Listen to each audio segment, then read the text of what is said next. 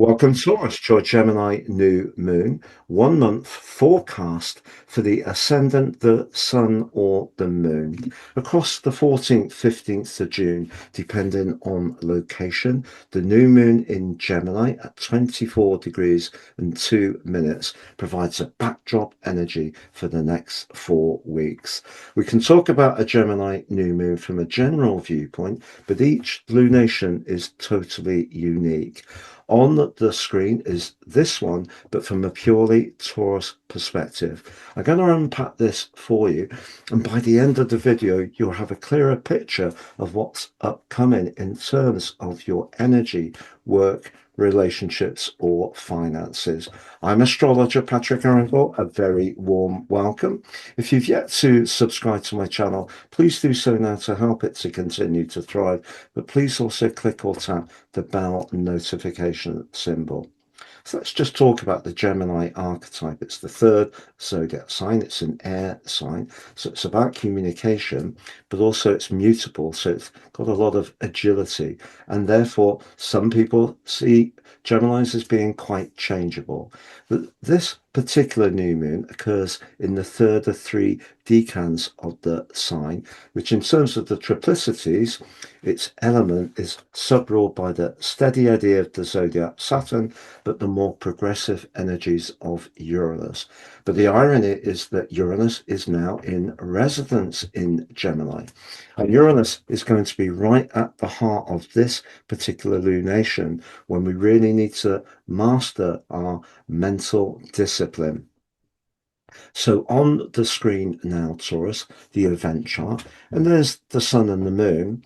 There's two things to share which are really positive for you.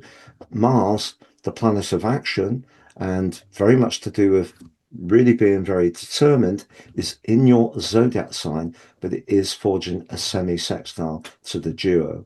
But also Jupiter, the planet of growth and hope, linking back to Mars in a very energetic and very positive way, is also in a semi-sextile to the Sun and the Moon in Gemini.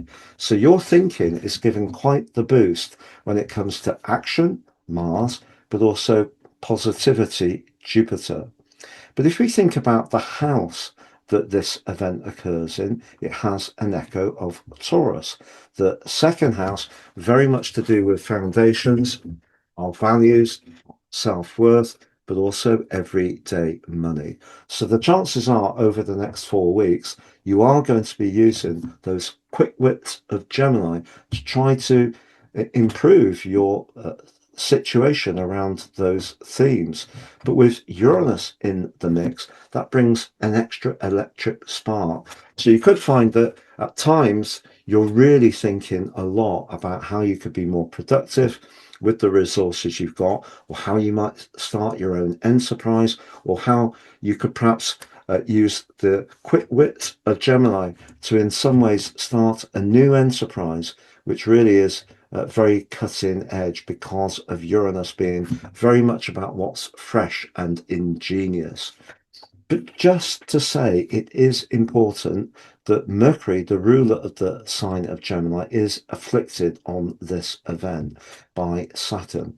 So our subconscious comes from the 12th house, and Saturn is going to be asking some questions over the next couple of years. And if you're also worrying quite a lot about money at the moment, which many of us are, it's possible that Saturn in that square with Mercury can just see that anxiety amping up.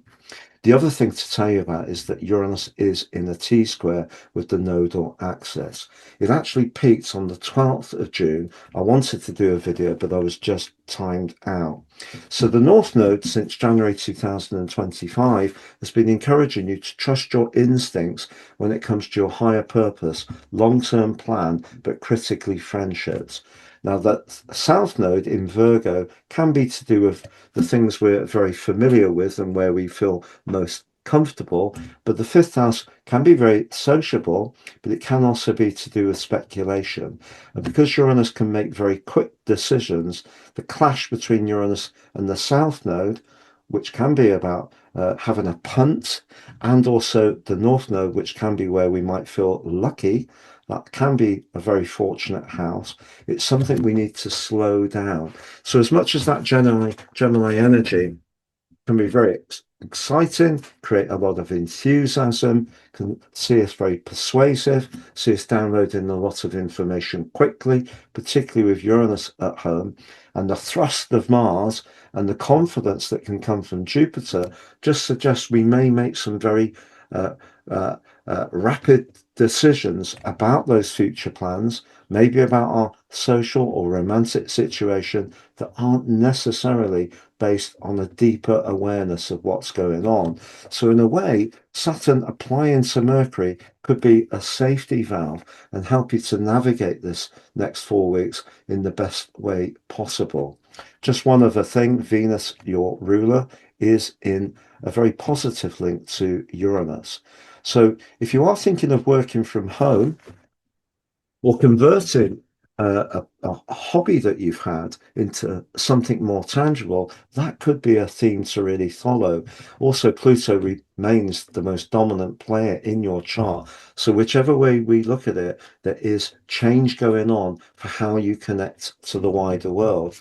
Now, if you're open to just going with the flow, particularly around technology, robotics, automation, obviously artificial intelligence very much a talking point at the moment, then here the link between Uranus and Pluto suggests if you can be more fluid, then there are opportunities. But your nature does appreciate a degree of stability and continuity. And I know Uranus has challenged that hugely over the last 7, 8 years, and Pluto from 2008 pushing you to explore. So you've gone through a lot of changes, and you're probably more attuned to go into things when they are a bit different than perhaps you had been 7 or 8 years ago. But I think this is a particular event to just slow things down a little bit. But if you're really sure and you've really done your research, then you could do something with the thinking and quick wits of Gemini,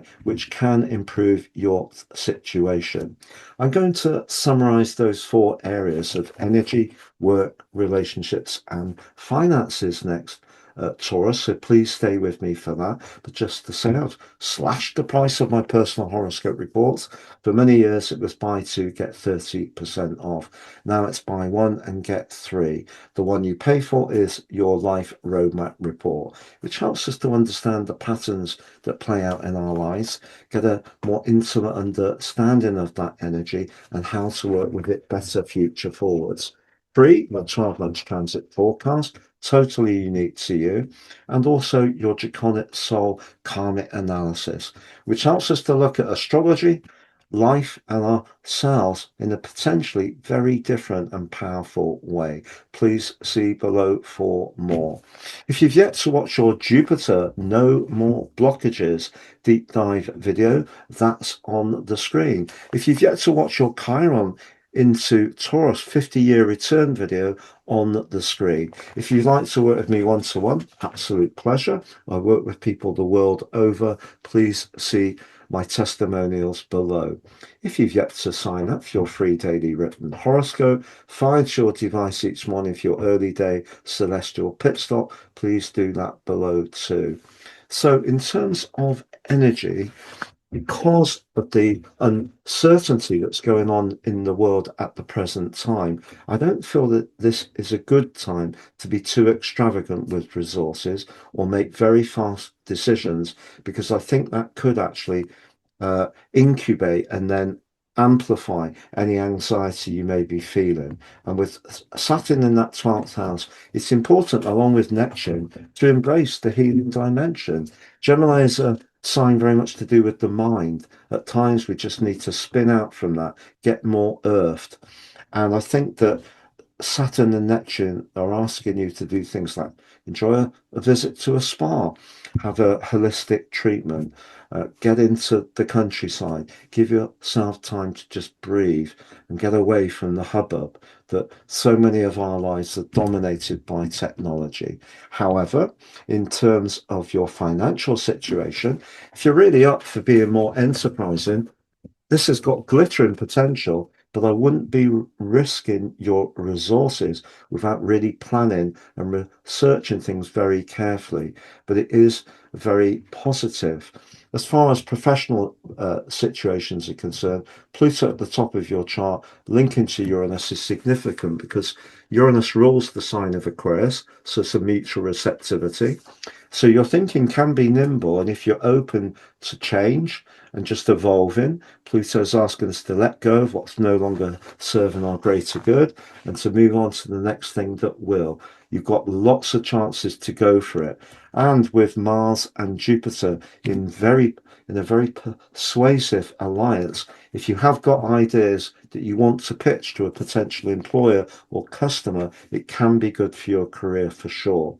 As far as your romantic situation is concerned, Venus, your ruler, has just moved into a much more nurturing part of your scope, but one which is still rather charismatic, of Leo through to the 9th of July, and is linking back to Neptune in a very spiritual part of your scope, but also to Uranus.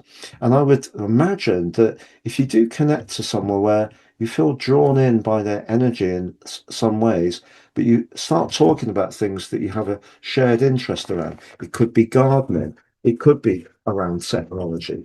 It may be about current affairs. Gemini is very much about the news cycle. But most of all, I think what you're looking for with Venus linking to Neptune is someone, despite all the electricity and potential passion with Mars and Jupiter, who actually can just tune into the perhaps more tender side of you, but also of life. If you're in an existing relationship, you may find that splashing out on something like a vacation, a holiday, or doing something spontaneous can actually really spark a revival if things have become a little too samey. But if you're struggling a little bit in a relationship, that Saturn in the 12th house catches my eye. You don't really feel that someone understands some of your concern. That may be a deal breaker. It's been a real pleasure being with you, Taurus. All the best for the next 4 weeks, and see you again soon.